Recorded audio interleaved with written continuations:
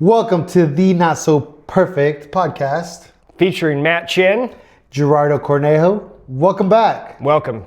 Apologize for the delay. We've been busy people lately. Yeah. Lots going on, but this is important, so we got to make sure. We had to kind of throw this together on the fly, but we're happy to do it. Yeah, and it's a beautiful day. We should be filming outside. Ooh. We got some doors open in the Keith Borgmeyer photography studio. Shout out Keith. Thank you, Keith, for sponsoring another video. Thanks for sponsoring this episode. Another video. We're well invested in our podcast. Absolutely. Matt, what's going on? Where you been? How you been? Well, speaking of it being a beautiful day, just got done with a quick 4-mile run. Got a little shakeout. Just to warm up? Yeah. Well, here's the deal. So I almost didn't do any miles because the way my brain works is if I can't do all 10 like I want to do, due to time constraints or whatever the problem is, then it's none.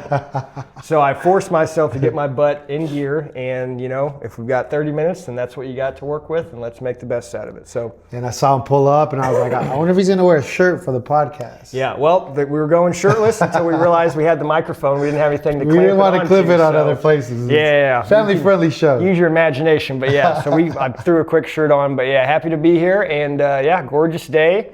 Been on busy last couple weeks. Last week I was honored and privileged to speak at the treatment court, had a graduation up at the police department. They had 7 graduates, and that's graduates from the DWI court program, the Veterans Court program, and then co-occurring court program. Were they all there for the same amount of time?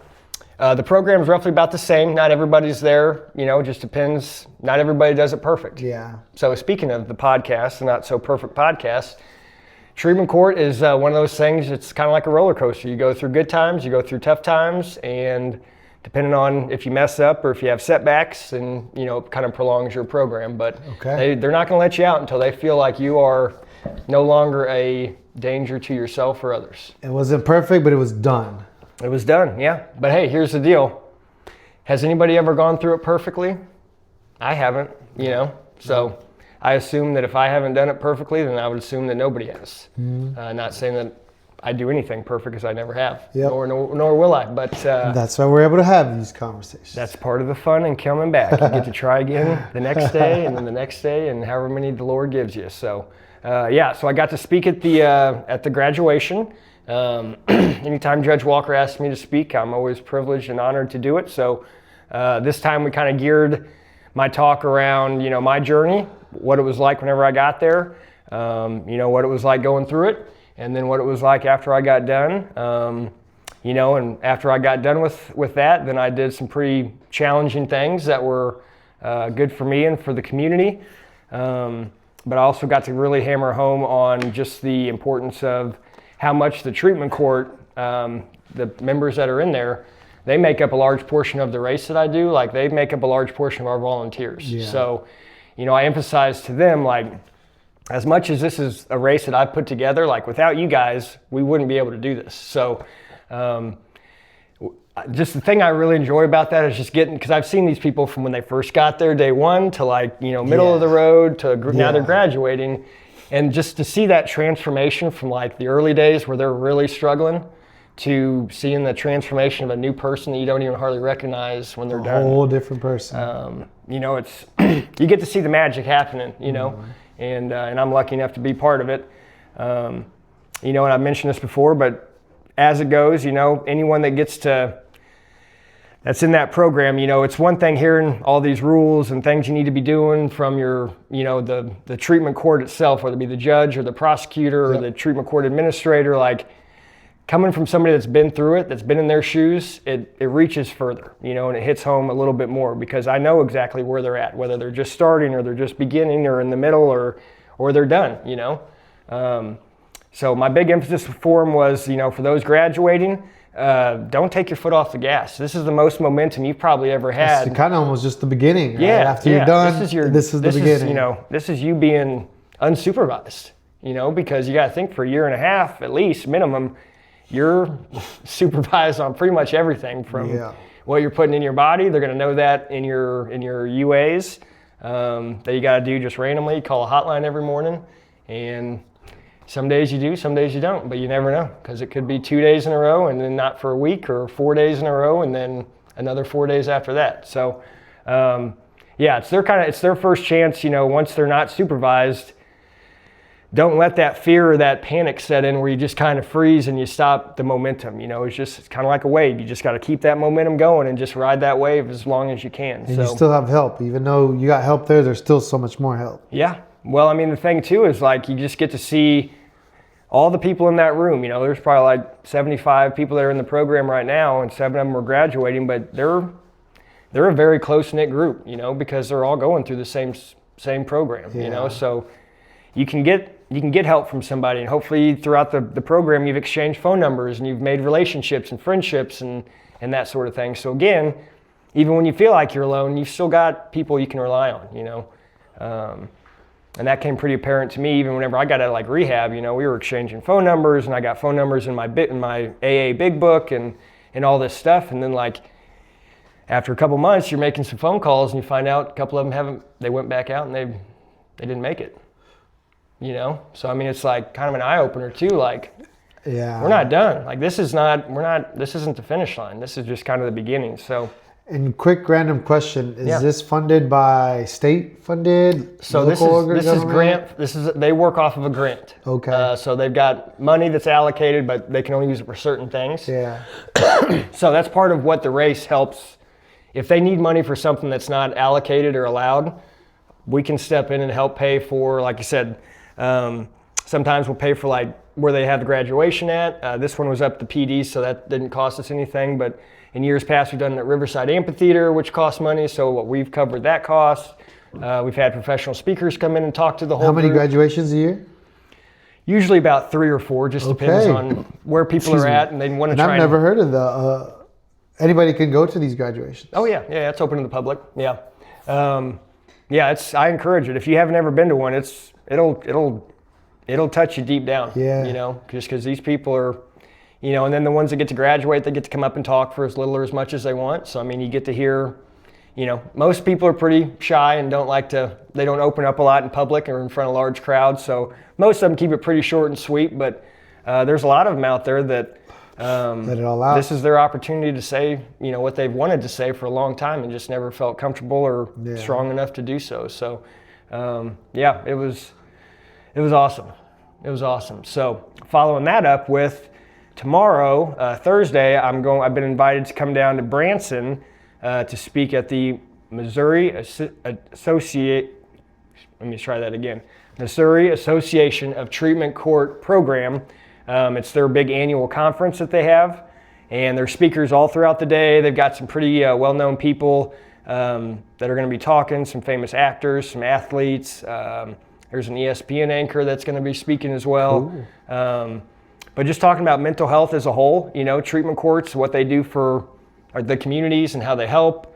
So I've been asked to come down and get to tell my story. So on a bigger stage than what treatment court was the other week. But again, I don't shy away from those opportunities. I try and lean into them because, as much as I don't reach out to one person. As much as I don't mind telling my story, I still get scared. I still get nervous. I still, it's not the most comfortable thing in the world to do. But like you were mentioning, my motto is if I can touch one person with my story, then it's worth it.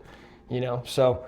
How big is the crowd? Did they tell you how big the crowd is? I have no idea. It sounds like it's not going to be small. Okay. So I'm like, oh, okay. Well, break a leg. Yeah. So it'll be good though. But I'm also lucky enough. So I get to speak around lunchtime, and then after that, they got the Cole County treatment courts are being recognized for some of the work they've been doing. I think it's specific to a specific drug court program, veterans or drug or co-occurring court or DWI court. Okay. But either way, it's still going to be awesome. So heading down there tomorrow, so I'll be there in Branson most of the day. Excited to do that and then get back to work on Friday. Back to work. Speaking of work. Yeah, what you been doing? One of Matt's clients, official clients. We've been boxing a little bit. Twice a week since beginning of March. Yeah. Yeah, we're almost at a month. And I feel like I'm getting better. He's the coach, so I don't know if I'm improving or not. Yeah, well, I told him whenever we first started, the rule of thumb is whenever you're eating your cereal in the morning, you might be using that left hand or that right hand to eat, but whichever hand isn't, you better keep that hand up, protect that money maker. Stacy, if you're watching, this is why I've been eating like this. That's right. Stacy, if you catch him dropping, give him a quick, Bam! Give him a little reminder. No, it's me. I needed that. Give him a love kiss. I needed that getaway training by having a coach. Yeah. Because that is so important just in life. Yeah. Well, coach, every session we've had since he started, he's getting better every day. Speed bag day 1, a little rocky. Day 2, not as rocky. Day, what is this, 8 or 9? Routine. Now he's rocking and rolling. So now I get to push him a little bit harder. And just when he thought he had it all figured out, we're going to turn the page, and now we got another chapter. I gotta bring a mouthpiece next time, right? Yeah. No, you do that. Like I said yesterday, you're going to be looking for a cage fight or a. If you see me walking around with a mouthpiece, don't ask. Yeah.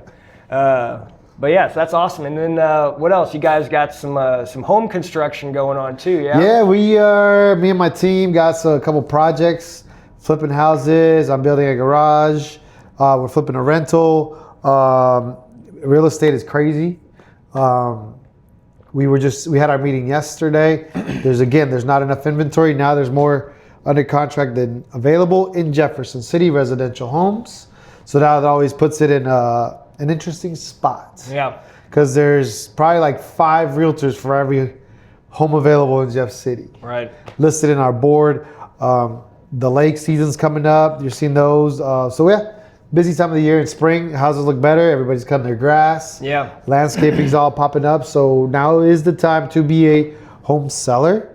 There's plenty of buyers out there. And there's not enough. We're getting multiple offers. Yeah. Offers over asking, not being accepted. But I always recommend my team to do something else on the side. Have a side hustle because just real estate will drain you. And it's been working. Yeah. Now do you... So like you said, if there's 5 realtors to every 1 home that's, for sale, that means for you guys, you can't just show up and just clock in and just do the bare minimum, right? Nope. And you're competing against part-time realtors. Yeah. The buyers it's definitely switching to a buyer's market. It feels like it kind of has been for a while now. And the buyer's still in charge. So make sure you are prepared and protected by the correct the correct person you want to represent you. Absolutely. So yeah, and then even cash offers over asking right now, they're still losing. So it's interesting markets. Yeah. And interest rates haven't even dropped yet.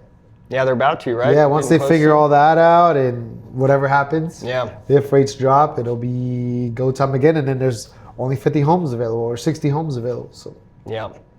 Well, always good staying busy. Yeah. Always good having that hustle going, whether it be your main or your side. And you brought up the race too. Let's remind them about Capital City Race. Capital City Race, 3rd annual, Saturday, May 10th. That's Mother's Day weekend. You have the option of doing a lovely 5K, 10K, or a half marathon. For those of you that aren't super familiar with kilometers, 5K is 3.1 miles. It's me. 10K is 6.2. And then a half marathon is 13.1.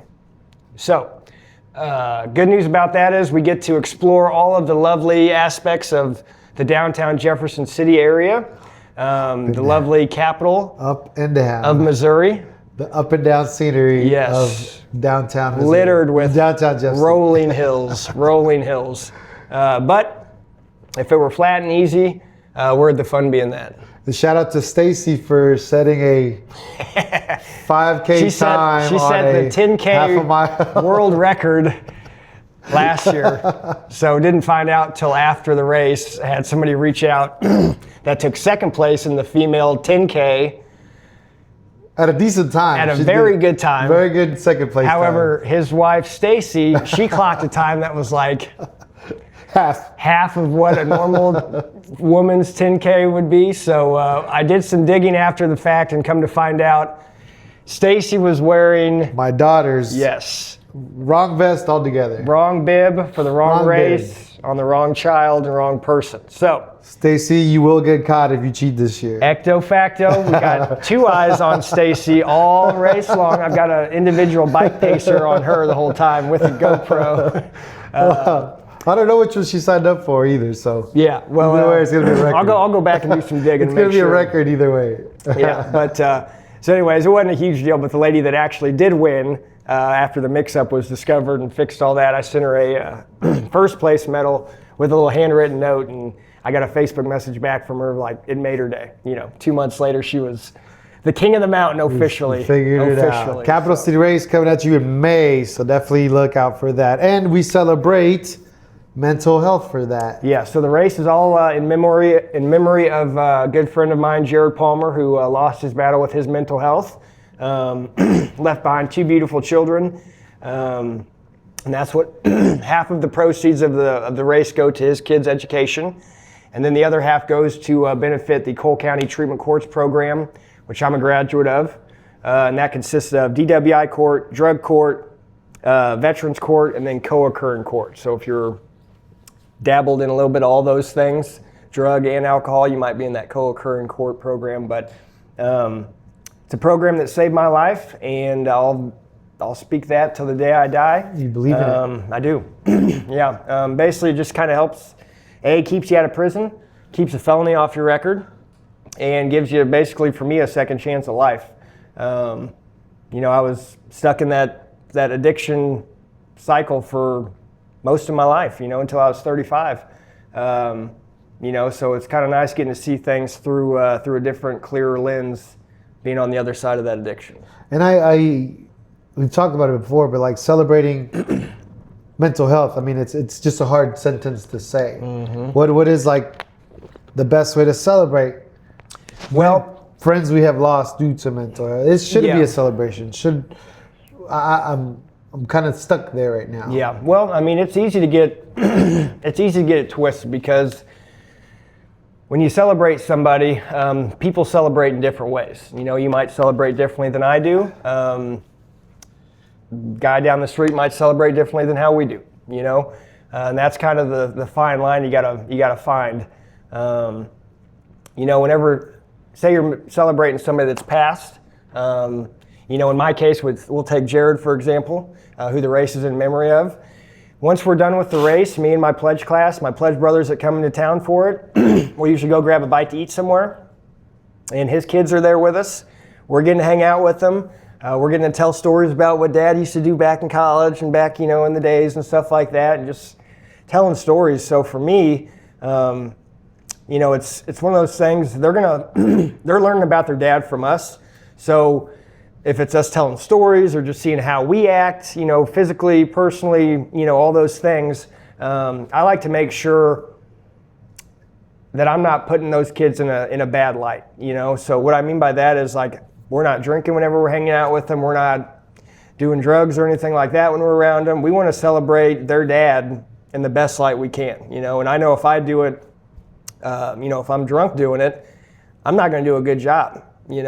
So for me, it's important that they get the full experience of who their dad was, why we love him so much, why I go to all this work for him, because it's important. And I think, if Jared was still here, like, he was that guy that could light up a room, at a funeral home. That's the kind of impact he had. So I don't want that to be clouded or misjudged, or, I don't want the topic to switch from, hey, Mommy, I know we were here celebrating Daddy, but how come Matt was all messed up and couldn't stand right and couldn't, put his words together? That's taking the spotlight off of their dad, and it's putting it on me, which in my light, that's selfish. And that's the last thing I set this race up for, was to be selfish. Yeah. I guess in terms, it is a little bit selfish from the standpoint that it keeps me focused on the task or on that next hard thing that I'm trying to do. Because there's a lot of work that goes into this race. And coming from somebody that's never planned, like, I'm not a race planner by trade.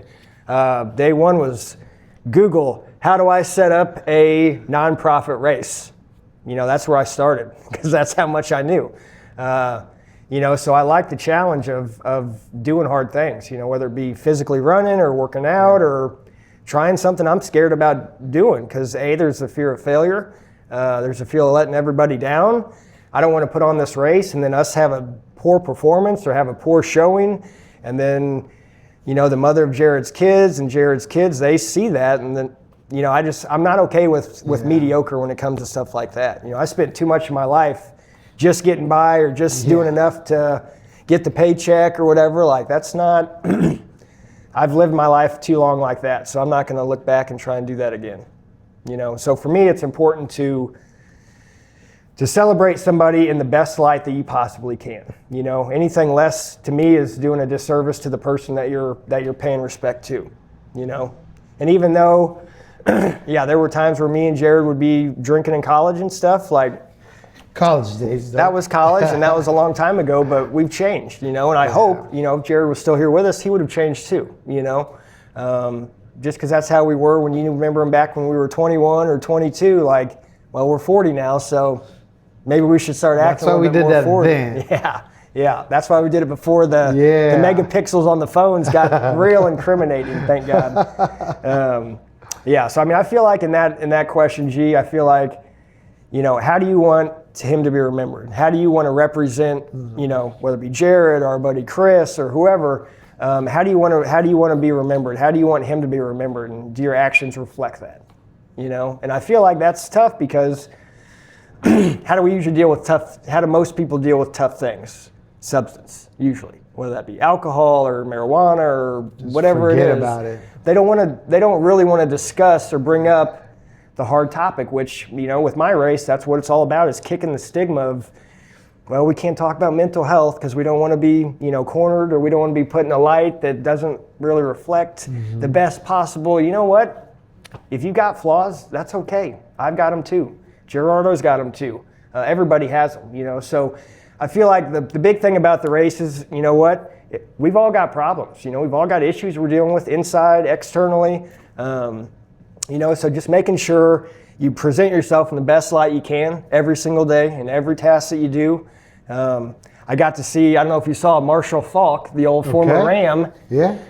St. Louis Ram, that is. He just got hired by Colorado University. He's at Buffalo as a running backs coach. Okay. Deion Sanders. So Deion's not leaving. Nope. The Buffaloes. Nope. So anyways, they introduced Marshall, and he came up and he's like, you know, hey guys, I don't know if you know me or not, I'm Marshall Faulk. If you don't know me, I'm Googleable. That's his term. And you could hear Deion in the background laughing, and he's like, I thought that'd get you laughing. But anyways, he was talking about, you know, how you do one thing is how you do everything. Yes. And that's what he was hammering home, was just, if you put your shoes on like shit, and you don't tie your laces, and then you trip and fall, and, you know, there's no one to get mad at but yourself, because that's just skipping steps and missing things that should be layups, you know. So it was very. I like how you said that it's a daily thing. You think about them, you celebrate them daily by hugging your kids, by being there for your kids. Hugging your wife, kissing your wife, loving your wife. Because just think, I mean, Chris had kids that he left behind. Young kids. You know, great kids. You know, I'm sure they would give up a lot to have their dad back. One more day for sure. One more day, one more minute, whatever. Yeah. You know, so it's important to, you know, to carry on that person's legacy, you know. And is it all about getting drunk and having the time of your life? I don't know. I feel like I could figure out a better way to honor a loved one that's passed. You know, and that's really how I live my life today. I try and make sure that I don't leave anything on the table, you know. And generally when that comes down to it, I like to make sure that, you know, we've talked about this before on the podcast too, like I don't give myself days off, you know, in terms of the physical training, the mental training, all the things. Yeah. Because for me, and this is just coming because I know myself better than most, if I give myself any slack, or it's, well, yeah, but you worked so hard yesterday, you can take today off. I'll run that gravy train till it hits a brick wall, you know? And so for me, the discipline is daily discipline, you know? Is it 20 minutes? Maybe it is. Maybe that's all I got time for today. You know, my run today, I only had about 45, so I made the best set of 45 minutes. Did I get the amount of miles that I wanted to? Nope. But some days are gonna be like that, and that's okay. But, you know, as opposed to like, well, you didn't get your 8 miles in, and we were talking about this before we started shooting the pod. If I don't get my all 8 or 10 miles in today, then I'm not going to do any of them, you know? Well, who's that going to benefit? who's that going to hurt? Yeah. It's going to hurt me. So again, me being inside my own head, but some days you just got to throw the shoes on and just get started. Even if you get that first step going, well, that's more than you would have done if you were still sitting at home pouting about not. You got to see that day at least right then and there. Yeah. So for me, like, I do everything every day. I run every day, I work out every day, I stretch, I do the cold plunge, I do the sauna. Because if I don't, my discipline lacks every day, So those are the important things that I do. And it doesn't give me room for excuses. Well, I've got so much going on tomorrow, I guess I'll just skip the workout and the jog or the walk for 30 minutes, Figure it out. Wake up an hour earlier and get it done, And you just keep it simple. Yeah. I mean, everybody wants to know, like, what's the secret? My secret is keep it simple, and that's exercise, cardio, diet. Like, everyone's like, oh man, what is your daily? What does it look like? It's very simple. Tell me about your perfect day. It's very perfect body and perfect abs. Yeah, it's very simple because I'm not that smart of a person to be a mad scientist in the kitchen and in the gym and in the cardiovascular training. Like, I do what works for me and I keep it simple. And if it does work for me, I don't question it. I just do it. Yeah. And I can tell a difference, I can tell a difference in when I don't work out, when I don't run, and then I have, my full day of work. I'm not the same. I'm selling my clients short because I'm not giving them everything I know I got. It's been awesome seeing just all day in and out, people coming in. You got to train with, how many people are you averaging now a day? Per day, it's probably, we've got 4 new clients last week started, so we're probably looking at probably 30 to 40 probably clients, probably twice a week. So, about 40 hours a week. So those aren't all day long. A lot of it's like, what is today? Wednesday? Yeah. So Wednesday I started at 6, was done at 11, and then had a little break, come back here, and then I'm doing 3:30, and I'm working till 7:30. And you're not writing just a workout on the board and say, here you go. Like, you're engaged. You're teaching them form. Yeah, we're starting from the ground up. But the good thing is, that's what I like about what I do. I've got some clients that I can put the workout on the board and they take a look at it and they start going to the first thing because they know what they're doing. They've been with me for 2 years or a year and a half. They know what's going on. They know the routine. They know the form. And then the new clients I get to start all back over with them from the ground up. So again, it keeps me having to stay on top of my stuff too, because if I'm just used to people walking in, looking at the board and knowing exactly what to do, and then that new person comes in who's already nervous, already kind of guarded because they're having issues is why they're coming to see me, whether it be with their health or their fitness or their diet or whatever it is, so they're already guarded. So I need to be on my game because that's kind of my selling point. That's not a guaranteed, I'm going to have a year contract with them. That's, if I don't do well on this first appointment, like, I might not see him again, and that's how I like it to be because it keeps my standard up here. And it's not about trying to do it perfectly. I mean, it's just but if I don't do it the best you can. But if I don't bring the enthusiasm that I need to, or the humor that I need to, or the openness that I need to talk to people about my past and the experiences I've been through and what's helped me and what's helped turn my life to a complete 180 degrees, that allows those people to form a relationship with me. It's not just, all right, 10 reps, we don't talk in between. We just go from here to here to there to there, and then the hour's up, and then, okay, I'll see you on Friday. Yeah.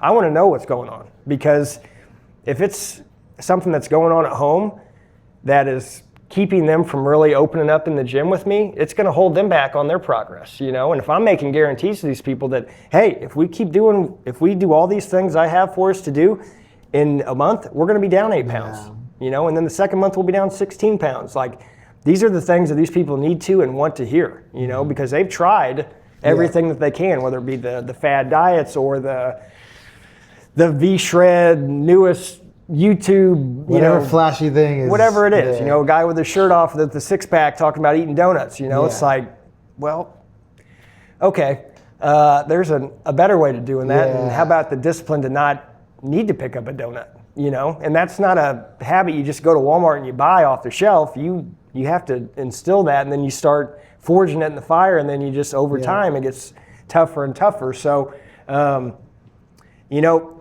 I know for some people they like and need an easy button.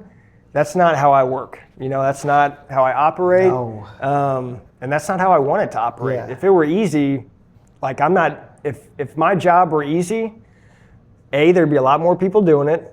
And B, it'd be one of those things where you'd see a lot more, you know, the YouTube videos would be even crazier of the newest fad or the newest 30-day lose 30 pounds, you know. That's not sustainable because you'll probably be in kidney failure by day 31. Yeah, or even the worst route of whatever, the injection thing going on. Oh, yeah, the GLP-1s.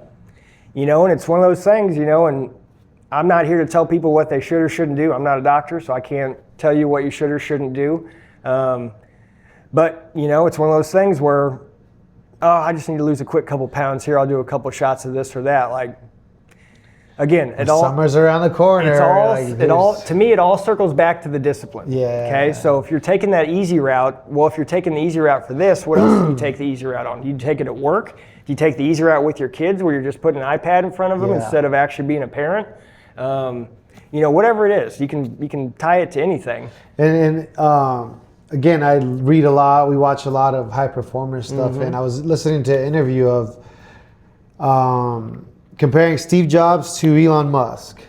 Steve Jobs, Apple, creator, genius, wasn't the most pleasant person to work with, but he was so dialed in on signal. He was 95% signal, 5% noise. So he did do a little bit of conversations here and there, and like he let the noise come in. He'd watch TV a little bit, but everything else, 95% was on a mission. We're changing the world, which he has. Obviously, we're able to do this podcast because of that. Then you go to Elon Musk, who is dissecting a government, rescuing people in space, fixing dealerships of cars that are perfectly fine being burned, whatever the heck is on his agenda. Elon Musk is 100% signal, 0% noise. Yeah. So if he's having, they say if there's a conversation you're having with Elon and he's just not interested, or has nothing to do with trying to keep up with his brain, he's gone. Oh, yeah. He walks away. Yeah. He's just, I have to go, I have so much other things. Well, and it was kind of interesting. So I rewatched that. There's a SpaceX documentary on Netflix. I can't remember what the name of it is, but it was basically their shuttle mission their first manned shuttle mission to orbit, or to the International Space Station.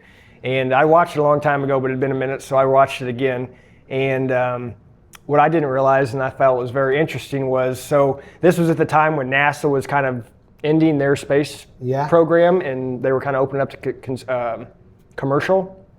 And they were talking about how NASA, like when they do their testing and they do all these tests for like the rockets or the different components of the rockets and this and that, like they had, they go through a method, you know, we'll say method A, okay? And this is how they've done it. This is how NASA's always done it. It's always been this way by whoever, I guess, got NASA started. This is just the routine that they follow, which is very, okay, so they flip the manual. I got to talk to control. Control, are you getting this? Yep, we're getting this. Okay, so check that box, and we go to the next one here. So it's all very like oriented like a textbook. Elon Musk and their team, they just have all the stuff there, and they start putting stuff together. And then they troubleshoot it like in real time, you know? So not to say there's one way to build a rocket ship. There's multiple ways, but it's just interesting. Like I never even thought like, oh, yeah, I guess there probably are different ways to build a car or build a spaceship or whatever, you know, and it might be the difference in how Ford does theirs versus how Chevy does theirs. But anyways, I just like how his was more of like a hands-on approach, where NASA was more of a test. Where let's get it perfect. They're getting wrenches going, they're getting all this stuff, and then they try it. Yeah. You know? Again, that's what we remember, those innovators. Yeah. It's not easy being an innovator. You gotta have guts. So, well, and then if we're gonna stay on Elon, like, all right, so he can do that with SpaceX. He's also doing that with Tesla, the government, and whatever else he's, you know, if he's still working on the underground rails from LA to Vegas, you know, like all the stuff he has on his plate, like how he has time to do that. I mean, but he'll say it all the time. He's like, oh, I don't sleep. Yeah. I just don't sleep. I sleep in the office. There's a floor. It's not bad. Yeah. Got a pillow. Exactly says it Got like a pillow. that. You know, it's pretty nice. But then it goes to the overthinking, back to the diets. And I think you're able to keep it simple because of the overthinking. Yeah. So the thing that me and Stacey are like doing, like, you're overthinking. Right. Now we're calling each other out because as soon as you make up the first excuse of not waking up and not making breakfast. That paves the way for excuses the rest of the day. It compounds. Yeah. Whichever one you're choosing just compounds. And then when you get done with your day and you're analyzing, you know, finally get a chance to sit down on the couch, like, how did today go? Like, well, I messed up the first thing of the day by not getting up on time and doing the workout and then eating our eggs that we usually do. Like, that'll wreck your whole day because you're starting the day off with a loss, you know, and that's how I look at it. Like, you know, David Goggins and there's a couple of retired admirals, like, talking at commencement speeches in colleges, like, you need to start every day off with a win. So wake up and make your bed. That's the easiest one. You can do that, you're already winning. Yeah. That's the first thing you do. No, you know? I remember my dad, he'd just peek in. Yeah. He'd tell you if you winning or not. Those corners ain't full. Yeah, those corners ain't creased. If your bed wasn't even done by the time you looked in your room, it was going to be a loss. Yeah. Now my problem with that is I love making my bed in the morning, but usually my dog is still laying in bed, and he's not an early morning person. That's not your bed, right? That's your Carlos's bed. bed. So I make sure the couch looks real nice, you know. Make sure the Put pillows that crease are in the stacked. middle. Yeah. No, I love, recently been practicing that with the overthinking and excuses. I've been on a different mission of weight loss in my 40s. And it's so easy to get in our way just because of the overthinking. The first excuse comes into play. Yeah. And I'm not a person to work out at 2:30, but you said, all right, 2:30's on Tuesdays and Thursdays. Okay. Yeah. Done. If Matt's available, I have to be available. I have to make it available. Well, and here's the deal. It's just, you know, hey, we're going to go grab Mexican at 3 o'clock, have margaritas and stuff like that. Why don't we, you know, it's Taco Tuesday. Come on, we got to go. Is that why you picked that? Because happy hour starts at 3 and then you say, oh, guys, I would love to, but I'm disciplined. I'm going to go work out. And that doesn't sound fun. No. But the results will be amazing. But when you're done, how does it feel? When you're done with that, how does it feel? Reflecting on my days now, because we're starting a different routine in the morning, I can't believe I did that all day. Yeah. I can't believe I accomplished that much in one day, and it's Monday. Yeah. You know, and then the Tuesday compounds, and then Saturday comes, and now we have our cheat day, and we party and celebrate life. Yeah. Yeah. So, I mean, like I said, it's keep it simple. You know, that's one of the things. Whenever I turned 40, I had to remind myself, like, leading up to that 40th birthday, like that week before, I just had a real tough time and call it a midlife crisis, whatever you want to call it. But I was in my head and I could not get out. And I had to just take a step back, you know, because I was looking through the peephole, you know, on this one specific thing. And it's like, hey, step back. And this is something that Jocko always talks about. Detach.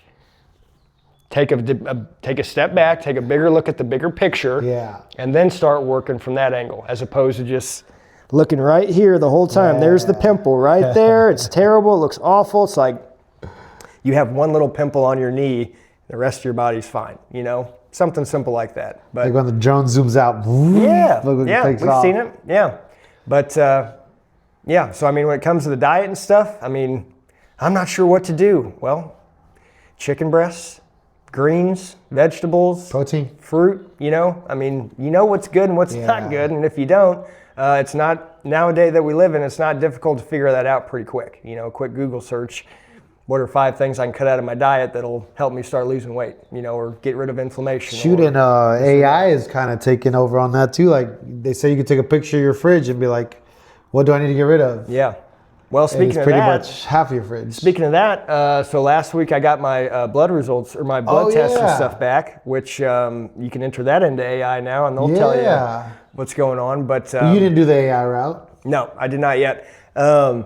But I did go in and had some extensive blood panel done, and they did an in-body comp on me as well. The day of, I was 152 pounds. I had 8.5% body fat. I think out of the 152 pounds, I have, 8%, that would be, I think roughly like 12 pounds of, 22 pounds of fat, which for me is pretty good considering The weather we've had has been very difficult to get miles in, just with the 70-mile-an-hour wind gusts we've had for like the last month, it seems like. But yeah, so like for me, like I've never done an in-depth blood panel before. I've never even done an in-body before. I kind of just go off of how I'm feeling. But getting to be 40, stuff starts creeping in, and some of those markers might give you indicators of what's going on. Like specifically for me, I was concerned because my dad's side of the family has heart issues. So I was kind of nervous, like with how my past used to be and how rough I was on myself. Just being an alcoholic, I don't know what kind of damage I'd done to myself, or if that heals, or if it gets better, or if I can even, adjust any of those things on my own. Or They if still found alcohol there? Did they find alcohol in my system? No, they did not. Thank God. If they did, I'd still be at home having to do this podcast via Zoom because my truck wouldn't start. But no, it was good. So all my levels were good. I was really excited because my heart markers were, there's like a low range, there's a middle range, and there's like a higher range, which higher is bad usually. Yeah. And all mine were on the very, very, very low end. So very happy with that. And it put me at ease. It's like if you don't look or if you don't get the work done, how are you going to know? Besides just thinking and thinking. I mean, we're talking about blood tests, like your blood, your oil, your blood. Yeah, this is what's pumping through the body at all times. And yeah, so I mean, it's something I recommend. And the big thing for me is whether I do additional stuff, I didn't need any testosterone or anything like that. All those levels were good. And that's generally what the doctor does there, is they help out with those kind of things. But I'm just going to keep going back and getting my blood labs drawn every 2 months. Because right now, by getting that first one done, I have a baseline now. So in 5 years, whenever I first came in at 40 and then at 45, we're seeing something that's steadily climbing, it might be an indicator of something that's going to be happening sooner or later or sooner down the road. That could be adjusted by diet, some supplements, some vitamins, simple stuff that we could take every day, just a one a day. I think the one marker that I needed to do a little bit more of was vitamin D, and that's sunlight. We're just coming out of winter time, so with that being said, we all need some vitamin D. So been running outside with the shirt off, getting that vitamin D absorption up, and yeah, been feeling good, feeling great. But again, I highly recommend, if you have not had a extensive blood panel done, please do that. I went to JC Total Health, and they do great work. The doctor sat down with me for 45 minutes and talked to me about every marker of 3 pages worth of stuff and explained them to me to a point where I felt good about what was happening. Yep. So for me, that's important. It should be for you guys too. And if it's not something you've thought about, at any age. Yeah. And if it's something you haven't thought about, I definitely think now's the time. So. Well, now's the time. Go get some sun and go do your blood test. Yep. Don't overthink. Keep it simple. Keep it simple, and sign up for a Capital City race. That's right. May 10th. And that's right. Oh, last thing. We'll end on this. How you do one thing is how you do everything. Keep hammering. Stay hard. And remember, we're not so perfect. Thank you for not being perfect. Thanks a lot, guys. See you guys.